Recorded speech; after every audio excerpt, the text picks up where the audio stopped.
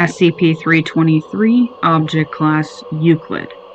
SCP-323 is the skull of an unidentified cervid measuring 55 centimeters long, 27 centimeters wide, and 31 centimeters tall, with a pair of antlers measuring 35 centimeters tall and 46 centimeters from tip to tip, growing from the left and right sides of SCP-323. SCP-323 shows signs of damage consistent with outside exposure, with regular pitting, scarring, and weathering across the object, bleaching on the upper surfaces, and a missing lower mandible.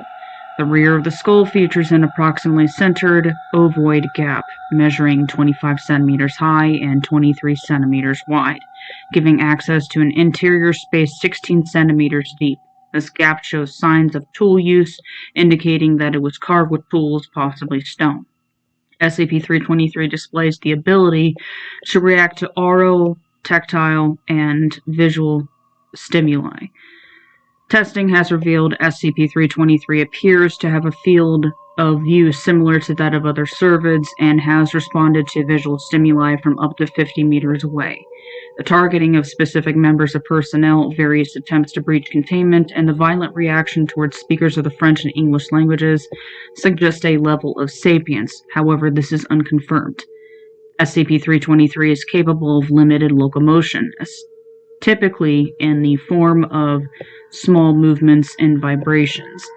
In most cases, SCP-323 will only locomote in the event of various stimuli, such as moving away when touched or turning when personnel are present within its containment chamber.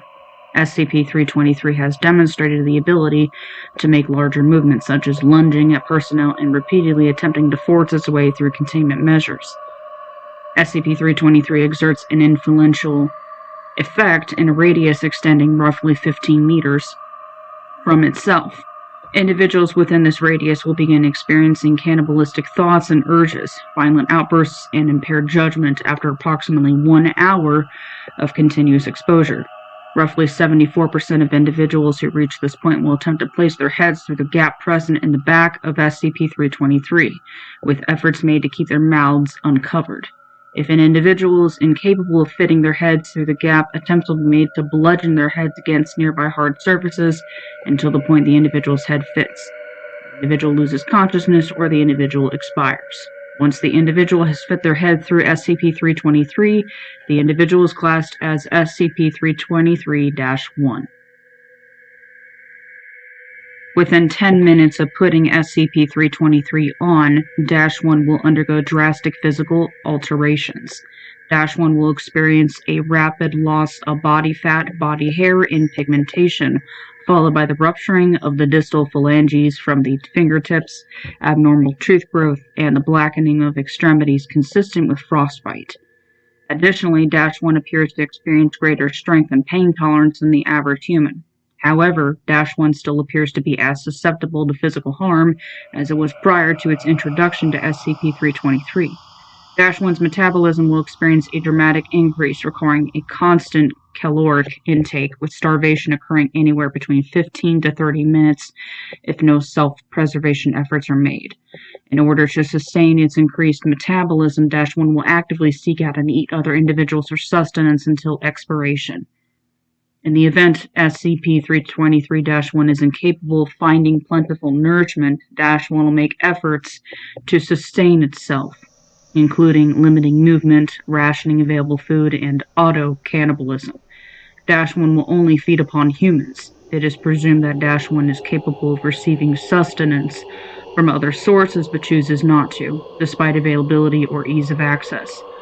During the pursuit of individuals, -1 has been known to occasionally make various statements in the Severn, Ojibwe, Potawatomi, and Cree languages, as well as in the native language of the instance.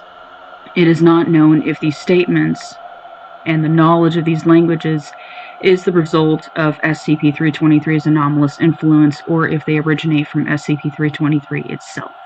SCP-323 was recovered on September 12, 1997 in the Bittern Lake Reserve, part of the Lac La Ronge First Nation in Saskatchewan, Canada.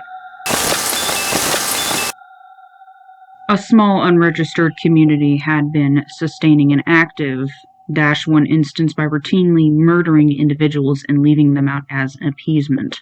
Investigation revealed individuals were involved who were interviewed and subsequently administered amnestics, and a cover story involving an unidentified serial killer was propagated. -1, at the time suspected to be the anomaly, died of starvation during its transfer to Site-91. The recorded number of deaths does not appear consistent with the duration of the -1 instance. It is suspected SCP-323 went through several instances of -1 before containment. However, no irrefutable evidence supporting -1's longevity has been uncovered.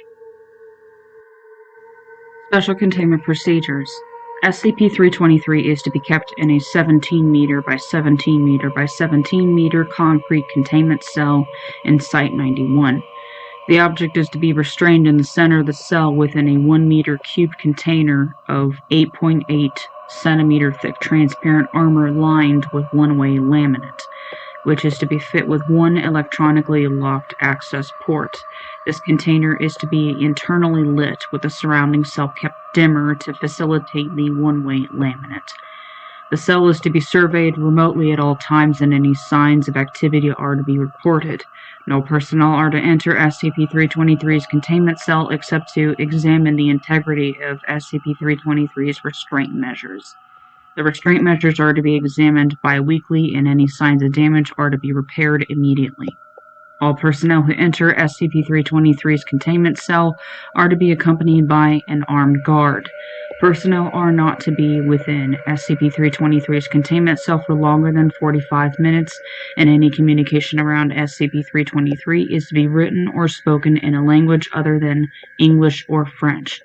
In the event that SCP-323 breaches containment and an instance of -1 is formed, personnel are to evacuate Site-91 and the site is to be locked down.